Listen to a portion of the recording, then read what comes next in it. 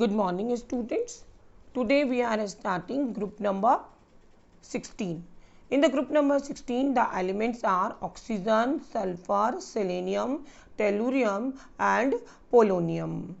Okay, and the short trick to learn all these elements as old style say tail polish, where old stands for oxygen, style it stands for sulfur, say stands for selenium Se, then tail stands for tellurium, and the last one polish stands for polonium. Out of these 5 elements, these 2 elements oxygen and sulfur are non-metal. Selenium and tellurium are metalloid, whereas polonium is the radioactive element. This family is known as chalcogen family also. If we do work for occurrence, in the free state, oxygen present as 21% by volume and oxygen is present as 46% in earth crust as silicate mineral. Silicate mineral means the रेत. रेत जितनी axis में है, it means that is the presence of oxygen and silicon.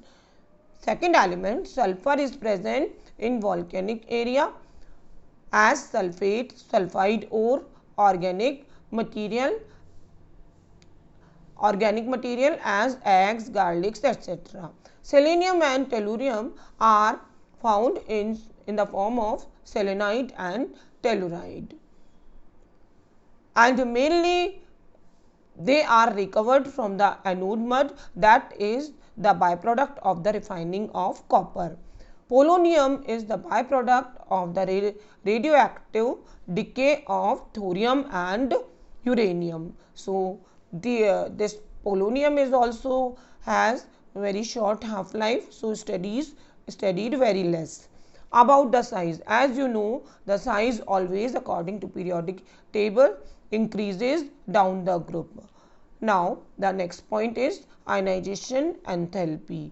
Ionization enthalpy of group number 16 element is less than group number 15 because we have the electronic configuration Np4. So the last fourth electron will remove, then we will get P3 electronic configuration, which is a stable half-filled electronic configuration. Now about the melting point, there is a large difference in melting point and boiling point of oxygen and sulfur. The reason behind this, the very small size of oxygen and very high electronegativity of oxygen. It is showing anomalous behavior, it is forming hydrogen bonding. That's why its boiling point and melting point is extraordinarily high as compared to other elements. Okay, so the atomicity of oxygen is also 2 and atomicity of sulfur is also 8. So boiling point apart from oxygen increases along the group and melting point also increases first and decreases last.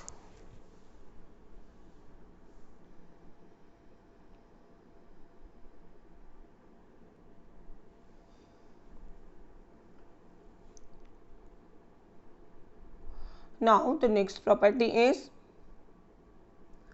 electronegativity. Electronegativity decreased down the group and oxygen has the second highest electronegativity after N in all the elements. Now we are starting chemical properties. First we will go for the oxidation state. The stable oxidation state of oxygen is -2, +2 and +1. +1 oxidation state generally in peroxide like H2O2 and +2 oxidation state is present in OF2, oxygen difluoride. Sulfur, again the same type of oxidation state, -2 +2, but after +2 it is showing +4 and +6 oxidation state also. Why? The reason behind this, that availability of d orbital. That vacant d orbital will play a role for the further element. Then we will see the oxidation state till +6. But again here inert pair effect, due to inert pair effect, stability of +4 state in the lower, it means bigger elements, it will increase due to inert pair effect. So in all selenium and tellurium, as we will go to selenium to tellurium, then +4 state becomes more stable rather than +6 state. Now chemical reactivity. First we will go for the chemical reactivity of hydride, that is H2E. E represents here the group element, that is oxygen, sulfur, etc. So the various hydrides are H2O, H2S, H2SC and H2TE. Then boiling point of water is higher. Why higher? You know very well the reason, that due to hydrogen bonding, which is not present for H2S.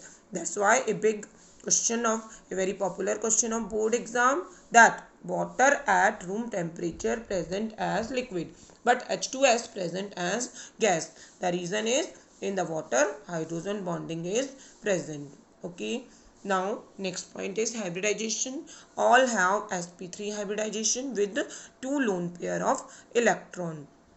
If we will go for the bond angle of hydride, it will decrease down the group. Why? Because the size of central atom increase. You have studied earlier also in the previous group the summary of the same type of property, that thermal stability will be decreases down the group for these hydride. OH bond, in the same manner, OH bond is strongest as compared to the OS and OTE and such type of bonds. So dissociation enthalpy of EH bond decreases down the group. So stability of these compound is also decreases down the group. Down the group, H plus ion releases in easy manner. It means acidic character increases. So easily you can say that H2TE is more acidic as compared to water. Okay, the same type of properties you have studied in the last group, where basicity was increasing. Here, as basicity increasing, it means itself we can understand that acidic basicity was decreasing, means acidic character will be increased. Okay, so opposite factor, that reducing nature of H2TE or such type of hydride, reducing nature increases down the group.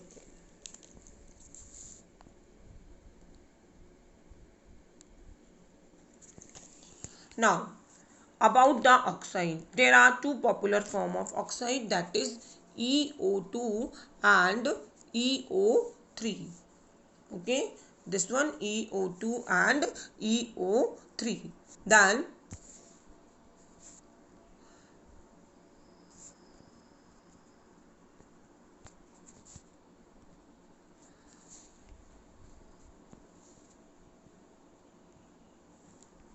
next property about the acidic nature.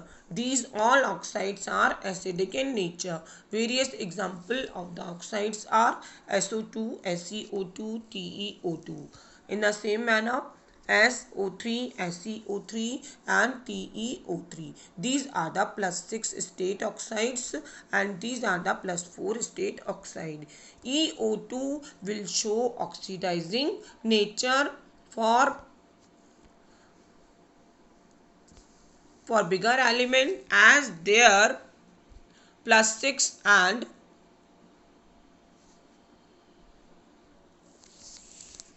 so again we are continuing. So here EO2 will show oxidizing nature for bigger element, as their +6 and +4 state is less stable in preference to they will prefer to go in +2 state. But it's not true for sulfur. SO2 is reducing agent as it prefers to go in SO3 state. Again, this is the main reason due to inert pair effect, that lower the group, higher oxidation state becomes less stable. It will prefer to go in the lower oxidation state, whereas for a smaller element they will prefer to go to higher oxidation state. So in all, I want to say that the bigger element, they will prefer to remain in +2 state. A smaller element like SO2, it will remain as SO3, so it will easily it will be so if oxygen is available, it will take oxygen and it will prefer to go in SO3 state. Okay, now SO2 is a gas and SeO2 is a SO2 is a gas and SeO2 is a crystalline solid, whereas TeO2 is ionic compound and solid. SO2 is sp2 hybridized. SO3 is has trigonal planar. In a gas state, it forms cyclic structure. That's all about the chemistry. That's all about the chemistry of oxide. Now let us proceed about the chemistry of halide.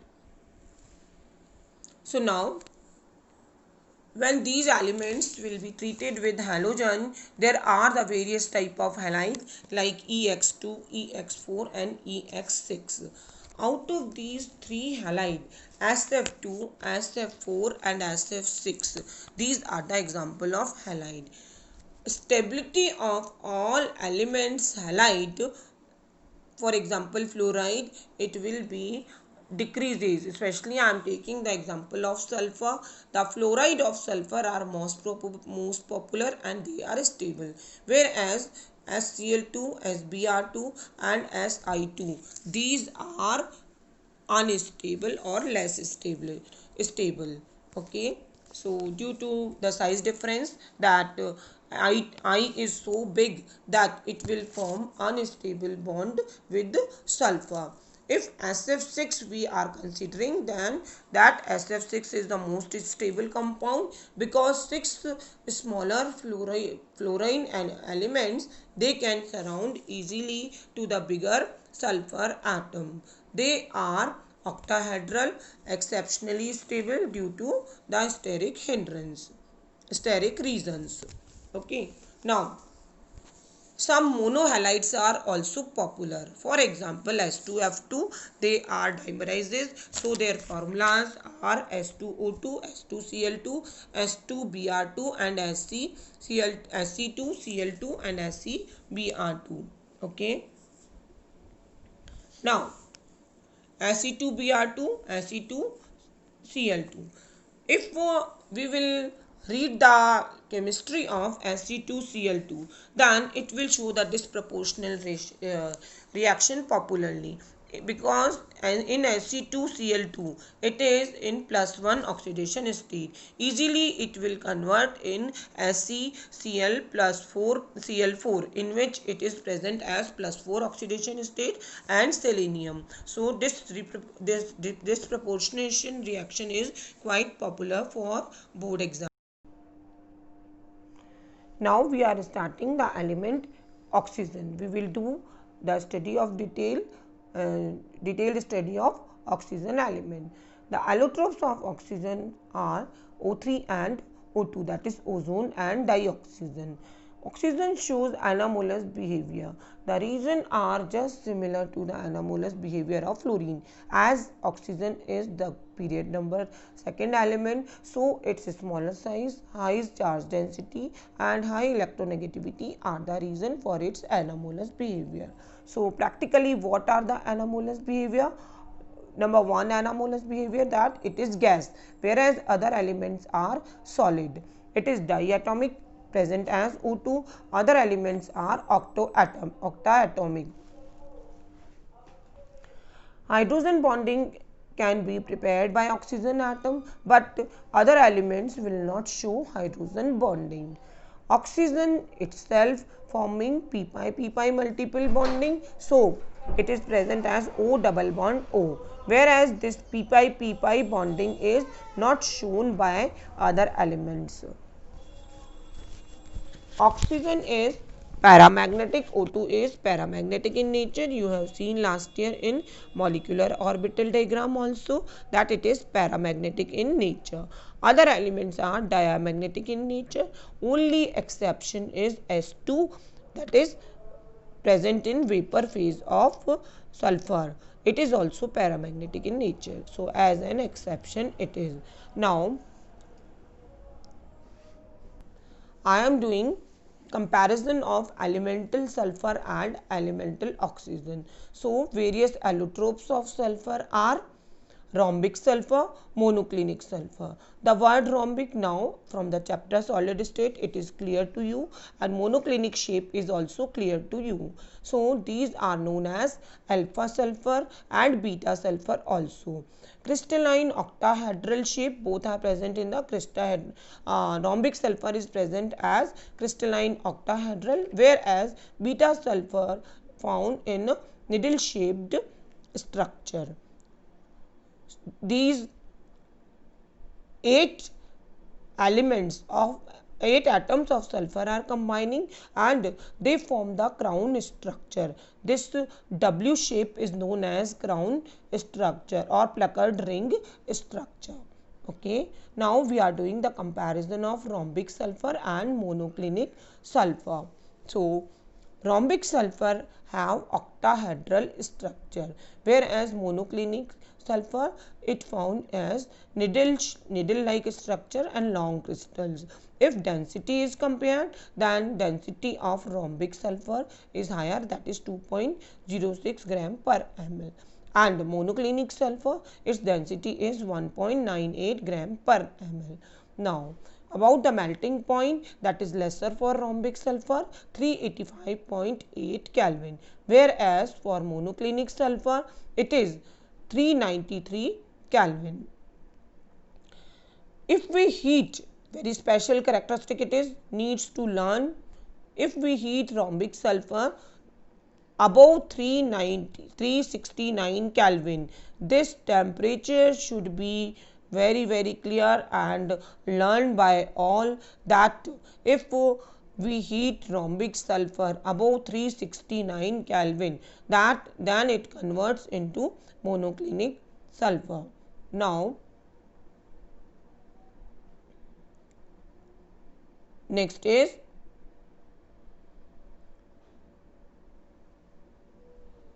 monoclinic sulfur. It is its temperature is decreased and below the 369 temperature, the same 369 Kelvin. If below the 369 Kelvin temperature, it converts in rhombic sulfur, means interconversion. Both the shapes are interconvergent. Okay. Now after this,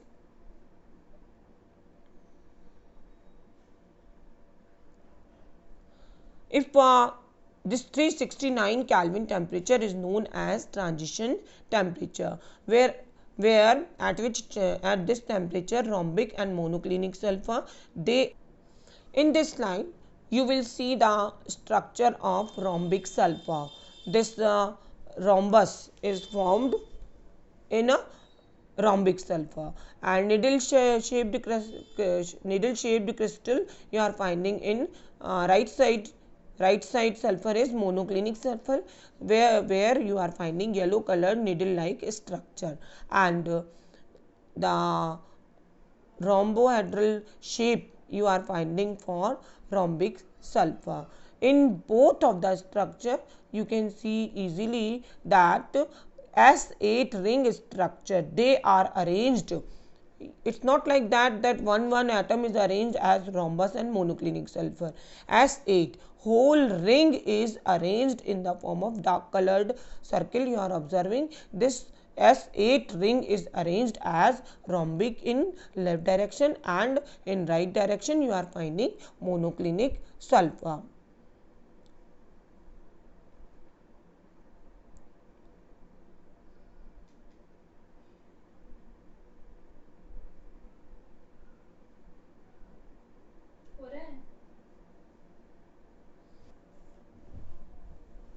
Now you will see the structure of rhombic and monoclinic sulfur. Some more structure of sulfur are well known. For example, S6 chair shaped sulfur. It is also popular form of sulfur. And in the same manner, man-made sulfur is available or synthetic sulfur is available as S6 to S20. S2 form is also available at above 100 Kelvin and it is paramagnetic in nature.